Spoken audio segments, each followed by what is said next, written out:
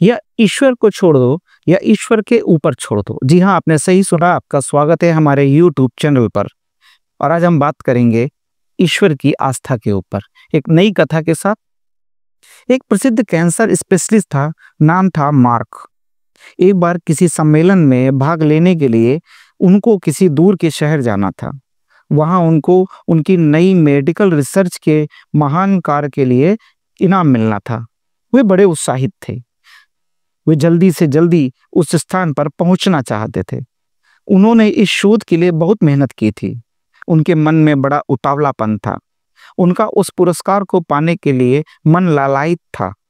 जहाज उड़ने के लगभग 2 घंटे बाद उनके जहाज में तकनीकी खराबी आ गई, जिसके कारण उनके हवाई जहाज को आपातकालीन लैंडिंग करनी पड़ी।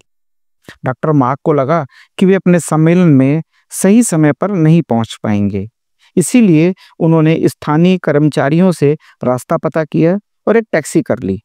सम्मेलन वाले शहर जाने के लिए उनको पता था कि अगली फ्लाइट 10 घंटे बाद है। इसीलिए उन्होंने जल्दी पहुंचने के लिए एक टैक्सी कर ली। टैक्सी तो मिली, लेकिन ड्राइवर के बिना।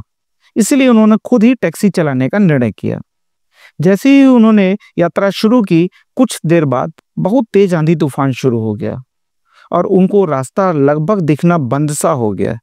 इस आपाधापी में वे गलत रास्ते की ओर मुड़ गए। लगभग 2 घंटे भटकने के बाद उनको समझ आ गया कि वे रास्ता भटक गए हैं। थक तो वे गए ही थे, भूख भी उन्हें बहुत जोर से लग गई थी। उस सुनसान सड़क पर भोजन की तलाश में वे गाड़ी इधर उधर चलाने लगे। थोड़ी दूर चलने के बाद उनको एक झोपड़ी दिखी और झोपड़ी के बिल्कुल नजदीक उन्होंने अपनी गाड़ी रोकी। परेशान से होकर गाड़ी से उतरे और उस छोटे से घर का दरवाजा खटखटाया। स्त्री ने दरवाजा खोला। डॉक्टर मार्क ने उन्हें अपनी स्थिति बताई और एक फोन करने की इजाजत मांगी। उस स्त्री ने बताया कि उसके यहाँ फोन नहीं है। फिर भी उसने डॉक्टर मार्क से कहा, आप अंदर आइए और चाय पीजिए, और जब मौसम थोड़ा ठीक हो जाए तब आप आगे चले जाना। भूखे, भीगे और थके हुए डॉक्टर ने तुरंत हाँ कर दी। उस औरत ने उन्हें बैठाया, बड़े सम्मान के साथ चाय दी और कुछ खाने को भी दिया, और साथ ही उसने कहा, आइए खाने से पहले भगवान से प्रार्थना करते हैं और उनका धन्यवाद करते हैं।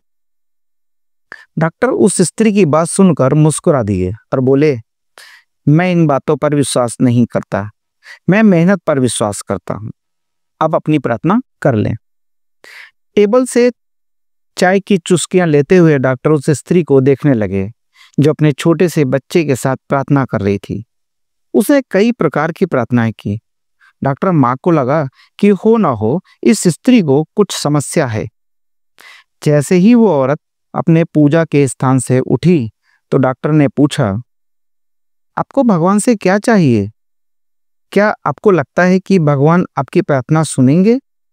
उस औरत ने धीमे से उदासी भरी मुस्कुराहट बिखेरते हुए कहा, ये मेरा लड़का है और इसको कैंसर रोग है, जिसका इलाज डॉक्टर मार्क नामक व्यक्ति के पास है। परंतु मेरे पास इतने पैसे नहीं हैं कि मैं उन तक उनके शहर जा सकूं, क्योंकि वे दूर किसी शहर में रहते हैं। ये सच है कि भगवान ने अभी तक मेरी किसी प्रार्थना का जवाब नहीं दिया, किंतु मुझे विश्वास है कि भगवान एक न एक दिन कोई रास्ता बना ही देंगे। वो मेरा विश्वास टूटने नहीं देंगे। वे अवश्य ही मेरे बच्चे का इलाज डॉक्टर मार्क से करवा कर इसे स्वस्थ कर देंगे। डॉक्टर मार्क तो सन्न रह गए। वे कुछ पल बोल ही नहीं पाए। आंखों में आंसू लिए धीरे से बोले, भगवान बहुत महान है। उन्हें सारा घटनाक्रम याद आने लगा।